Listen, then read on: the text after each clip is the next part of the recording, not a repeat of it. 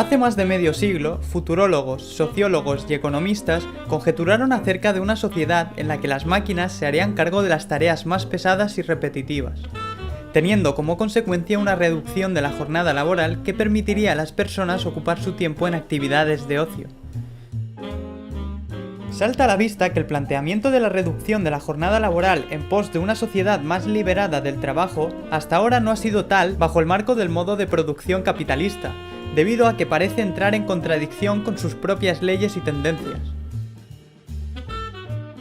Como sabemos, la mejora de la productividad no ha venido acompañada de una reducción de la jornada laboral y tampoco de la intensidad del trabajo, ya que los capitalistas, en la búsqueda de la máxima ganancia posible, mantienen las condiciones existentes y toman las medidas más beneficiosas para sí mismos, a pesar de que ello implique una reducción de los salarios o de la cantidad de trabajadores, condenándolos así a formar parte de las filas del ejército industrial de reserva.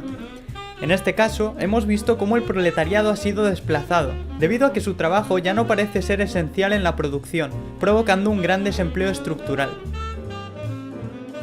La explotación llevada a cabo por parte de los capitalistas a los trabajadores en la búsqueda de la máxima ganancia se topa con un límite físico que no es posible superar. Un día únicamente tiene 24 horas, los trabajadores tienen unas capacidades físicas limitadas y necesitan descansar. El único camino viable al que pueden recurrir entonces los capitalistas para obtener mayor cantidad de plusvalía es incrementar la productividad. Esto se consigue sobre todo con la introducción de maquinaria cada vez más avanzada en la producción. Debido a la naturaleza de la competencia, esta implementación y mejora de la maquinaria es una tendencia inevitable, de forma que las máquinas toman un rol más central en la producción. En el proceso laboral distinguimos tres factores elementales: la actividad personal del hombre, es decir, el trabajo mismo, el objeto de este trabajo y finalmente sus herramientas. Entonces, el desarrollo del capitalismo, cuya condición histórica es la explotación del trabajo, implica, irónicamente, una desintegración progresiva del proceso laboral. La acumulación originaria ha separado primero al trabajador de su objeto de trabajo, y más tarde el trabajo del obrero de las herramientas de ese trabajo, hasta el punto en el que la industria moderna parece deshacerse casi por completo de la actividad del trabajador. Los robots no reclaman mayores salarios, no enferman, no necesitan pedir ninguna baja por maternidad, no se van de vacaciones. Los capitalistas buscan constantemente la manera de producir mucho más por mucho menos, no siendo conscientes de que es justamente este acto el que pone patas arriba el propio funcionamiento del sistema.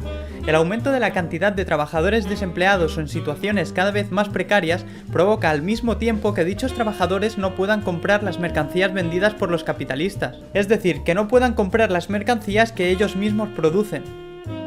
Como vemos, es un acto contraproducente que finalmente conduce a una gran crisis de sobreproducción, ya que el mercado no puede digerir tal cantidad de mercancías.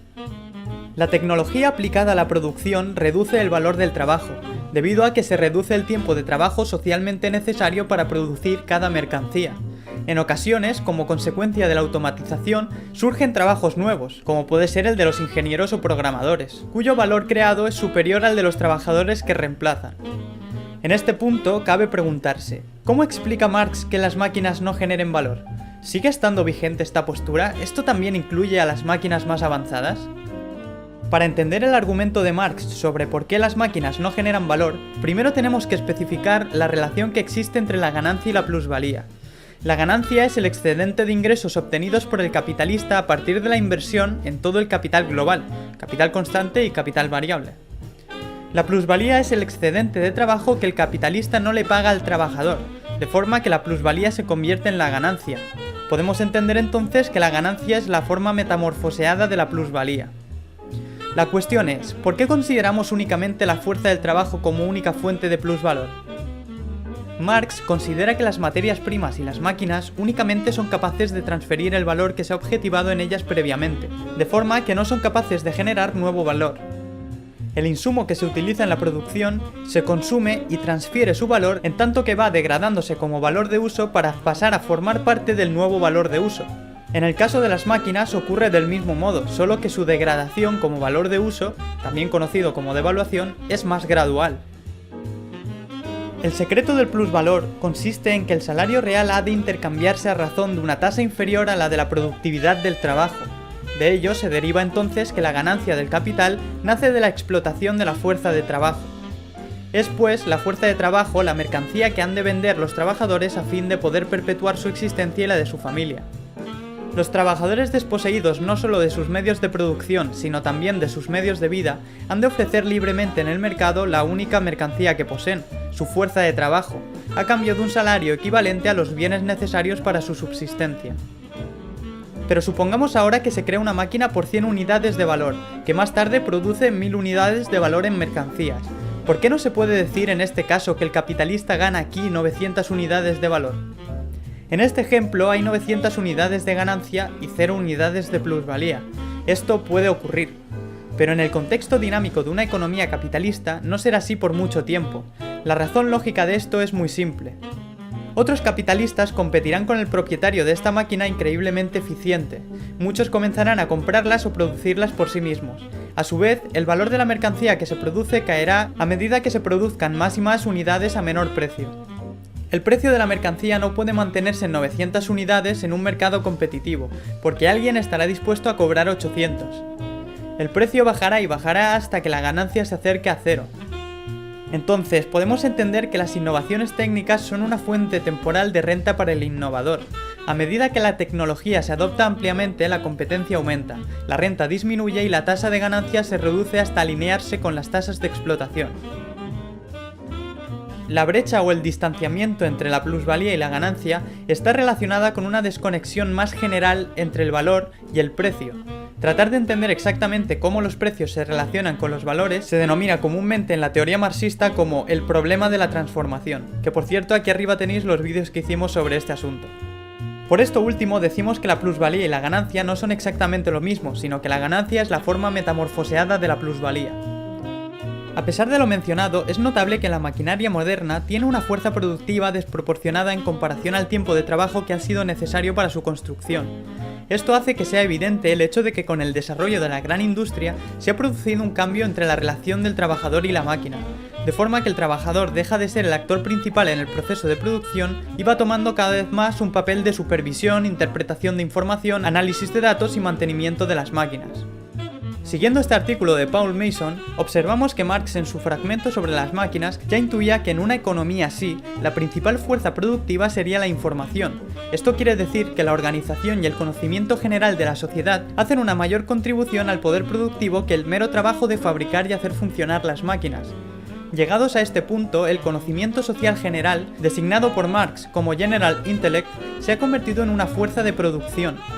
Marx considera que la fuerza motriz de la producción es el conocimiento y que el conocimiento almacenado en las máquinas es social.